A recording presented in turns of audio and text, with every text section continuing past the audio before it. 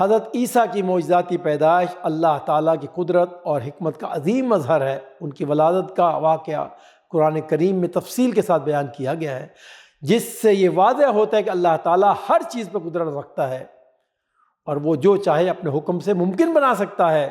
اللہ تعالیٰ نے حضرت مریم کو ایک معجزاتی طریقے سے حضرت عیسیٰ کی والدہ بننے کے لیے منتخب کیا۔ قرآن مجید میں بیان کیا گیا ہے، پھر وہ وقت آیا جب مریم سے فرشتوں نے آ کر کہا، اے مریم، اللہ نے تجھے برگزیدہ کیا اور پاکیزگی عطا کی اور تمام دنیا کی عورتوں پر تجھے کو ترجیح دے کر اپنی خدمت کے لیے چن لیا۔ جب حضرت مریم تنہائی میں اللہ کی عبادت کر رہی تھیں تو اللہ نے جبریل علیہ السلام کو ان کے پاس بھیجا تاکہ انہیں حضرت عیسیٰ کی بشارت دی جائے۔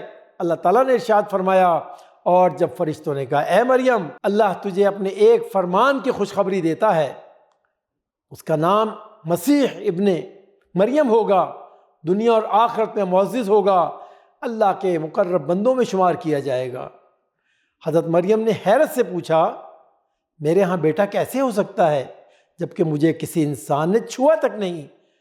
اللہ تعالیٰ نے جواب دیا، ایسا ہی ہوگا، اللہ جو چاہتا ہے پیدا کرتا ہے، اور جب کسی کام کے کرنے کا فیصلہ فرماتا ہے تو بس کہتا ہے کہ ہو جا، اور وہ ہو جاتا ہے۔ حضرت عیسیٰ کی پیدائش بغیر والد کے ہوئی، جو اللہ کی قدرت کا عظیم معجزہ ہے۔ ان کی پیدائش نے انسانوں کو یہ پیغام دیا کہ اللہ تعالیٰ کائنات کے ہر معاملے میں قادر مطلق ہے اور وہ کسی بھی چیز کو بغیر ظاہری اسباب کے وجود میں لا سکتا ہے۔ حضرت مریم نے تنہائی میں ایک کھجور کے درخت کے نیچے حضرت عیسیٰ کو جنم دیا۔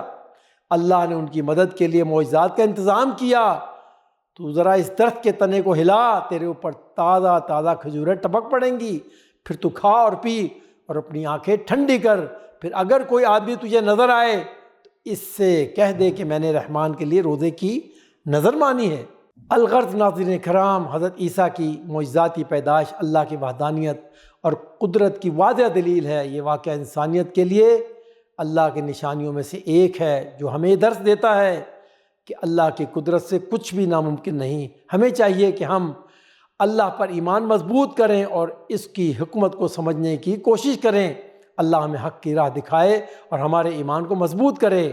آمین یا رب العالمین۔